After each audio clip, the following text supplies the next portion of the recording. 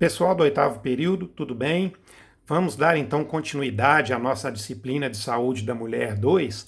Nós vamos fazer a aula de hoje que versa sobre câncer de colo uterino. Eu vou encaminhar depois todos os slides para vocês e alguns documentos também que eu acho importante que vocês consultem e que eu vou citar nessa aula. Já citei na aula passada sobre propedêutica do colo e vou citar nessa também que versa sobre câncer de colo uterino. Pois bem, vocês devem se lembrar que da última aula eu comentei com vocês sobre duas grandes transformações que nós andamos vivendo nos últimos anos na história natural do câncer de colo uterino, na intervenção que nós podemos fazer com uma ação efetiva de saúde. A primeira delas foi a mudança que teve no final dos anos 90, quando a propedêutica do colo foi trazida para a atenção básica, para os cuidados primários de saúde, quando os médicos generalistas, os profissionais da estratégia de saúde da família, inclusive os enfermeiros, puderam participar da coleta, que é o meio de rastreio universal para as doenças do colo uterino.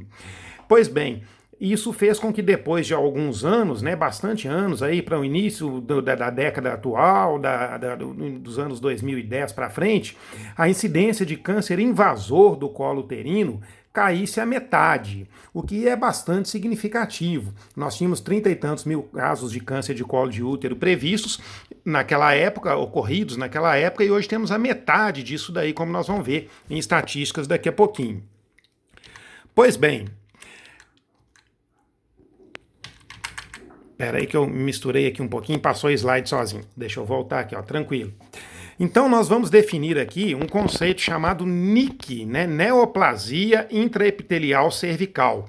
Esse conceito já é bem definido aí há muitos anos, como um espectro de alterações citohistológicas com características intermediárias entre o carcinoma in situ e o epitélio cervical normal. É uma definição já antiga, data aí dos anos 50 do século passado, mas que é o objetivo nosso. Quando eu falei que nós conseguimos reduzir a incidência de câncer de colo invasor, proporcionalmente a incidência de neoplasias intraepiteliais cervicais aumentou. Mas o objetivo nesse primeiro momento era esse mesmo, encontrar lesões mais precoces que pudessem ter uma intervenção menos agressiva e com uma melhor efetividade, melhorando o prognóstico dessas pacientes. Então, quando nós fizemos baixar a incidência, o que diminuiu foi a incidência de câncer invasor. A incidência de NICs, num primeiro momento, até aumentou, o que era o esperado e para a qual a gente tinha que estar, como de fato estávamos, preparados com o referenciamento dessas pacientes. Nós vamos ver aqui no final dessa aula que é preciso também que o especialista, que não vai mais participar sozinho da propedêutica, mas com certeza vai ser acionado na conduta, na terapêutica, ele tem que estar na retaguarda. Eu vou falar do CAF daqui a pouquinho com vocês, a colposcopia, que eu já andei falando também, que é método necessário aí para a investigação.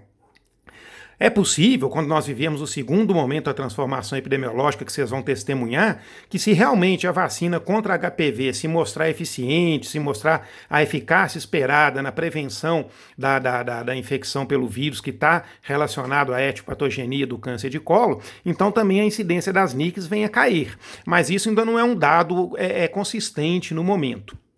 Antigamente, a gente chamava as NICs, um termo antigo, em displasias, e as classificações iam de displasia leve, moderada ou acentuada.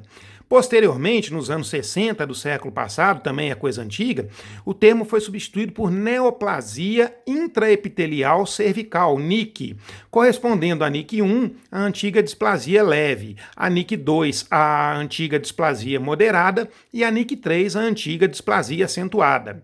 Eu lembro a vocês que esse conceito de NIC, ele tanto pode ser aplicável à citologia, ou seja, a análise de material descamado do colo uterino, que é um meio de rastreio universal, mas ele também é empregado na histologia, quando o estudo é de um fragmento tecidual do colo uterino biopsiado para análise histopatológica. Então o termo NIC se aplica às duas condições, sendo que algumas pacientes, na utilização hierarquizada dos recursos que nós temos de propedêutica do colo, podem vir realmente a precisar do diagnóstico anatomopatológico. Já já nós vamos triar quais que são. Bom, O conceito de NIC, ele envolve o fato de que a lâmina basal do epitélio cervical não tenha sido ultrapassada, não tenha sido invadida. E a NIC é classificada nos graus 1, 2 e 3, aqui é a classificação histológica, conforme a espessura do epitélio acometida. Então, como vocês estão vendo aqui, ó,